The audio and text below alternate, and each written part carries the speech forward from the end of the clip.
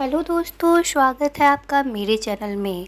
किसी ने खूब कहा है कि हम दिए को तो फूंक मारकर बुझा सकते हैं, पर अगरबत्ती को नहीं, क्योंकि जो महकता है उसे भला कौन बुझा सकता है, और जो जलता है वह तो एक समय के बाद खुद ही बुझ भी जाता है।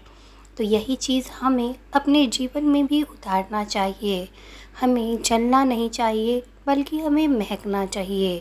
आपको अपने लक्ष्य को प्राप्त करने के लिए हमेशा टिके रहना चाहिए, उसे छोड़कर कभी भागना नहीं चाहिए। हमारी शादी हो चुकी है, इसका ये मतलब नहीं है कि हम अपने लक्ष्य को छोड़ दें। एक समय के बाद ये आपको बहुत भारी पड़ सकता है। जब तक कुछ करेंगे नहीं, तब तक कुछ मिलेगा भी तो नहीं। इसलिए तपना ही पड़ेगा आपको धूप में। समय की कदर करेंगे तो समय आपकी भी एक दिन कदर करेगी। इसलिए जो भी समय हमें हाउसवाइफ को मिलता है, उसे हमें बर्बाद नहीं करना चाहिए, उनको हमें यूज़ करना चाहिए। थोड़ा भी समय अगर आपको मिलता है तो आप उसे यूज़ करिए और अपने एम को, अपने लक्ष्य को प्राप्त करने की हमेशा कोशिश करिए। दोस्तों, एक कहानी मैं आपके साथ शेयर करना चाहती हूँ। एक महिला थी, वो भगवान की बहुत ज़्यादा भक्ति करती थी।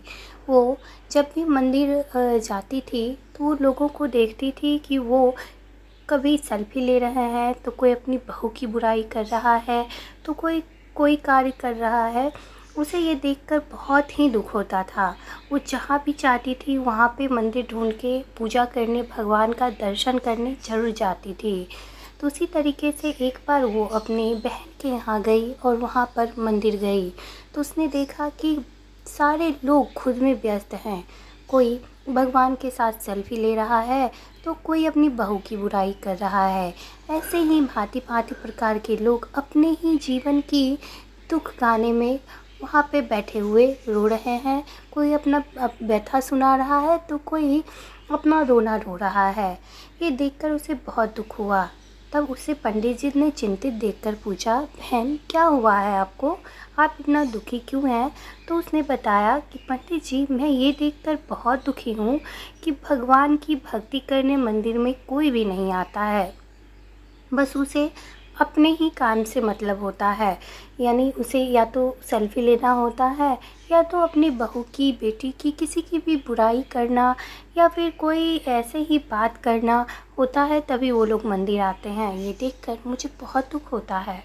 तो पंडित जी ने उन्हें कहा कि बहन, तुम एक काम करना कि कल तुम मंदिर आना और अपनी सवारी से मत आना, और ये लो लोटा और इसमें जल भर कर लाना। ये जल गिरना नहीं चाहिए, और ये जल के साथ ही तुम्हें मंदिर की 3 बार परिक्रमा करनी होगी।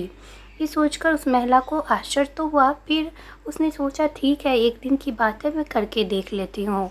दूसरे दिन महिला पैदल ही आई, और जब वह मंदिर पहुँची तो पंडित जी ने पूछा कि बहन, अब बताओ, आज भी तुम्हें ऐसा कोई मनुष्य दिखा क्या जिसने या तो भगवान के साथ वीडियो बनाया, या फिर सेल्फी ली, या फिर अपने ही काम में रोना धोना व्यस्त था? तो उस महिला ने कहा, नहीं पंडित जी, आज मुझे ऐसा कोई दिखा नहीं। तब पंडित जी ने उसे बड़े प्यार से समझाया कि आपको वो इसलिए नहीं दिखा क्योंकि आज आपको अपने लक्ष्य पे ध्यान था। आपको मंदिर भी टाइम से पहुंचना था, और इस लोटे का जल ये भी गिराना नहीं था। इसलिए आप भगवान पे ही ध्यान दे के पूरे रास्ते इस जल को बचाते हुए आए हैं।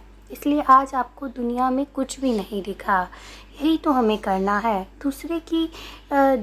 दूसरे की बातों को सुनना और उसको देखना, ये हमारे जीवन का लक्ष्य नहीं होता। अगर आप अपने लक्ष्य में अडिग रहेंगे तो एक दिन लक्ष्य को ज़रूर प्राप्त कर लेंगे। तो आई होप आपको ये छोटी सी कहानी बहुत अच्छी लगी होगी कि हमें भी अपने लक्ष्य से नहीं भटकना चाहिए। हम दूसरों को देखने के बजाय खुद को देखें और खुद में सुधार करें। यही जीवन का सबसे पहला और अहम लक्ष्य होता है। और जो काम हमने अपने माथे लिया है, उसको समय बर्बाद ना किए हुए उसे पूरा करना और खुद को आत्मनिर्भर बनाना, ये हमारे जीवन का लक्ष्य होना चाहिए। ना कि दूसरे की शिकायत करना या फिर दूसरे की बातों में उलझे रहना। हमें अच्छे लोगों के साथ रहना चाहिए, क्योंकि अगर आप अच्छे लोगों के साथ हो तो अच्छा ही सोचोगे और अच्छा ही बनोगे। और सफलता से भी हमें नहीं डरना होता है, क्योंकि असफलता से जो डर गया वो किसी काम का नहीं होता है। उसे भी हमें स्वीकार करके उससे कुछ न कुछ सीखने को मिलता है, वो सीख के आगे बढ़ना चाहिए। आप देख सकते हैं कि मेरा बेटा कितना परेशान करता है, फिर भी मैं कुछ टाइम निकाल कर उसमें भी पढ़ ही लेती हूँ। हर स्त्री के जीवन में एक संघर्ष होता है। एक हाउसवाइफ होना इतना आम बात नहीं है। ये जो होती हैं उन्हीं को पता होता है कि हाउसवाइफ होना कितना डिफ़िकल्ट है। फिर भी उसमें आप उसी में टाइम निकाल के अगर सफल होते हैं तो ही आपकी जय जयकार होती है। इसलिए आप सफल होने के लिए सोचें, ना कि बहाना बनाने के लिए। मैं आशा करती हूँ कि आपको आज का मेरा ये छोटा-सा प्रयास अच्छा लगा हो। अच्छा लगा हो तो आप मेरे चैनल को लाइक, शेयर, सब्सक्राइब ज़रूर करें और बेल आइकन को प्रेस करें और कमेंट करके ये ज़रूर बताएं कि आपको ये प्रयास कैसा लगा।